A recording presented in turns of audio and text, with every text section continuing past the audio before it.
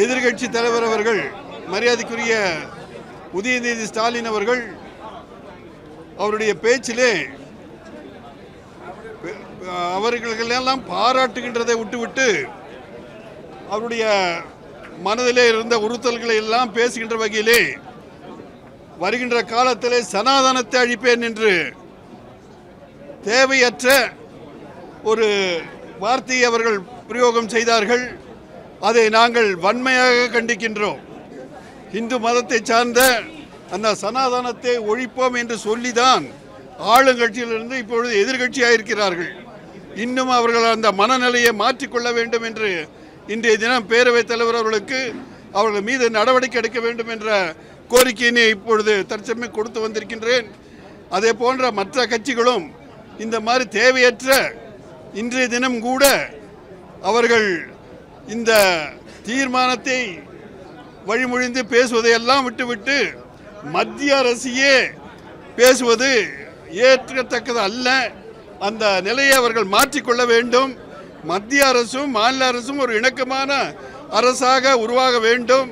அப்பொழுதுதான் தானே தலைவர் நமது பாரதம் பெற்ற தவப்புதல்வன் நமது மோடிஜி அவர்களுடைய நமது தமிழகத்தின் மீது மிக்க பற்று கொண்டவர்கள். இந்த தமிழகம் நன்றாக வளர வேண்டும் என்று அவருடைய மனதிலே இருக்கின்றது. இணக்கமான அரசு இருந்து பல திட்டங்களை நாம் கொண்டு வந்து தமிழகத்தை ஒரு சிறப்பான தமிழகமாக நாம் உருவாக்குவதற்கு இவர்களெல்லாம் உறுதுணையாக இருக்க வேண்டும். இந்த மாதிரி தேவையற்ற பேச்சுக்களை எல்லாம் தவிர்க்க வேண்டும் என்று அவர்களெல்லாம் நான் விரும்பி வேண்டி கேட்டுக்கொள்கின்றேன். அவர் உரிய நடவடிக்கை எடுக்கிறேன்னு சொல்லியிருக்காரு.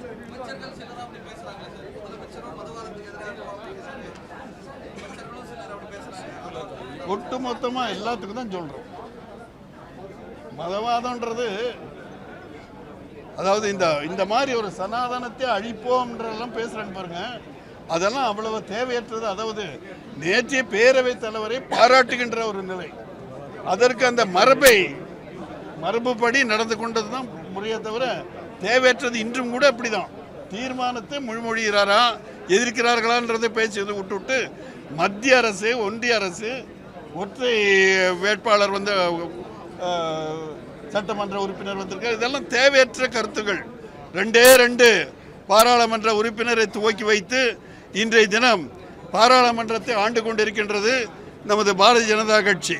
அது மட்டுமல்ல, இந்தியாவிலே பெரும்பான்மையான மாநிலங்களை ஆண்டு கொண்டிருக்கின்ற அந்த பாரதிய ஜனதா கட்சி தமிழகத்திலே மலர்வது எளிதில் வர வாய்ப்புகள் எல்லாம் இருக்கின்றன. அதனால் ஏதோ இவர்கள் நினைப்பது போல் அது இங்கு ஒன்றும் வர முடியாது என்ற ஒரு எண்ணத்தை அவர்கள் ஜனங்கள் மத்தியிலே ஏற்படுத்தி கொண்டிருக்கிறார்கள்.